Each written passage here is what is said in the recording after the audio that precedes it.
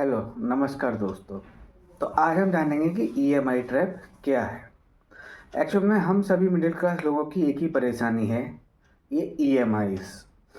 चाहे आप किसी भी सिटी में रह रहे हों, एक्चुअल में हमारी इच्छाएं हमारी सैलरी से ज़्यादा हो चुकी हैं, जिसका कारण है कि कभी मोबाइल ख़रीदने के लिए या कभी ट्रिप प्लान करने के लिए या किसी किसी ऑनलाइन शॉपिंग करने के लिए भी हम ईएमआई लेनी पड़ती है, क्योंकि हमारी इच्छाएं हमारी सैलरी से ज़्यादा हैं। हम बचत सोचने के बजाय हम ये सोचते हैं कि हम उसकी ईएमआई भर पाएंगे कि नहीं भर पाएंगे। एक्चुअल में जैसे ही हमारी सैलरी बढ़ती है, हम ईएमआई का एक और बर्डन अपने ऊपर लाद लेते हैं, क्योंकि हमको लगता है कि हाँ चलो ठीक है, हमारी सैलरी बढ़ गई है तो चलो हम ईएमआई इसकी चुका लेंगे। तो कभी मोबाइल ख़रीदने में, तो कभी घर खरीदने में, या महंगी महंगी वस्तुएं ऑनलाइन मंगाने में सोशल मीडिया इन्फ्लुएंसर जो हमको सजेस्ट करते हैं, हमको लगता है कि वही लग्जरी है, वही सबसे ज़्यादा हैप्पीनेस है। एक्चुअल में यहीं से आप एक डेट ट्रैप में फंसने का नंबर लगा देते हैं। क्यों होता है ऐसा? क्योंकि हमारी इच्छाएं ज़्यादा हैं। तो इसकी वजह से होता क्या है कि आपके ऊपर ईएमआई का लोड इतना बढ़ चुका है कि आपकी पर्सनल सेविंग्स बहुत ही कम या ना के बराबर बिल्कुल ही नहीं हो पाती है। इसकी वजह से नौकरी जाने या किसी आपातकालीन स्थिति में फंसने पर हमारे पास में कोई भी फंड अवेलेबल नहीं होता है, तो हमें एक और लोन लेना पड़ता है कि चलो भैया कि चलो बीमारी हो गई या जॉब चली गई तो अब एक और लोन ले लें। अब भारत में अब हम समझते हैं कि भारत में ये ईएमआई लोन क्यों बढ़ रहा है। सबसे पहली बात, बैंकों का सबसे अच्छा प्रोडक्ट है इनके क्रेडिट कार्ड और पर्सनल लोन। ये आपको कॉल करेंगे कि भैया आपके लिए ऑफर है, आप लोन ले लो, इतने परसेंट पे मिल जाएगा। एक्चुअल में वो ऑफर तुम्हारे लिए नहीं है, वो बैंकों के लिए ऑफर है कि इसकी जेब से ब्याज कैसे ली जाए, क्योंकि आज का लोन आसानी से मिल जाता है। दूसरी बात, होम लोन का टेन्योर इतना लंबा होता है कि आधे से ज़्यादा इनकम हमारी सिर्फ ब्याज चुकाने में ही चली जाती है, क्योंकि होम लोन 20 से 30 साल तक का होता है। अगर आप लोग कैलकुलेट करेंगे तो आपका जैसे कोई घर अगर आज की डेट में 1 करोड़ का है, अगर आप उसकी किस्त 20 साल के लिए लेते हैं तो 20 साल के अंदर आपको करीबन करीबन 2 करोड़ रुपए चुकाने पड़ेंगे।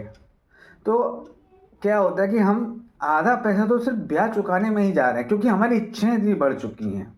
तो ये एक डेट ट्रैप है, जहाँ पे कि आपकी सेविंग्स कम होती जा रही हैं और आपके बर्डन्स बढ़ते जा रहे हैं। तो अब हम जानेंगे कि अब आप कैसे पहचानेंगे आप ईएमआई के कर्ज में दबे हुए हैं। हाल ही की ताज़ा रिपोर्ट के अनुसार आरबीआई की रिपोर्ट में बताया गया है कि भारत की मासिक बचत जीडीपी का सिर्फ 5% ही है। अगर आपकी आय का 40 से 50% सिर्फ ईएमआई या लोन चुकाने में ही जा रहा है, तो इसका मतलब ये है कि आप ईएमआई ट्रैप में फंस चुके हैं। अब हम समझते हैं कि इसके दुष्परिणाम क्या क्या हो सकते हैं। सबसे पहली बात, आपकी फाइनेंशियल फ्रीडम छीन जाती है। मतलब कि आप अपनी इच्छा अनुसार जॉब नहीं बदल सकते। एक इनसिक्योरिटी रहती है कि जॉब चली गई तो क्या होगा। इसी कारण बस हम किसी बिजनेस में भी अपना हाथ नहीं आजमा पाते हैं, क्योंकि डर लगता है कि अगर फंस गए तो ईएमआई कहाँ से चुकेगी। और एक्चुअल में होता क्या है कि अगर ईएमआई मिस हो गई तो आपको अपने घर और अपनी प्रॉपर्टी को गिरवी भी रखना पड़ सकता है, क्योंकि इनके फ़ोन कॉल्स और आपको इतना परेशान कर देते हैं कि आप फिर इनकी सुन नहीं पाएंगे। और दूसरा असर पड़ता है कि आपकी सेविंग्स हो ही नहीं पाती है, जो कि एक बहुत ही ज़रूरी चीज़ है। आप इतनी मेहनत कर रहे हैं, इतनी मेहनत से पैसा कमाया है, और बैंक वाले सिर्फ आपको प्रलोभन दे करके आपसे ब्याज ले जाते हैं, आपकी बचत में से पैसे छुड़ा करके ले जाते हैं। तो आपको ये समझना होगा कि आपको कितना बचत करना है। अब हम बात करते हैं कि ईएमआई ट्रैप से बचने के लिए आप क्या करें। अगर आपकी इच्छाएं इतनी ज़्यादा बढ़ चुकी हैं तो चलो ठीक है, मान लेते हैं कि आप मैक्सिमम 30 अपनी सैलरी का 30% ही ईएमआई में दें, उससे ज़्यादा की ना दें। ईएमआई सिर्फ उन्हीं चीज़ों पर लें जो कि प्रोडक्टिव हों।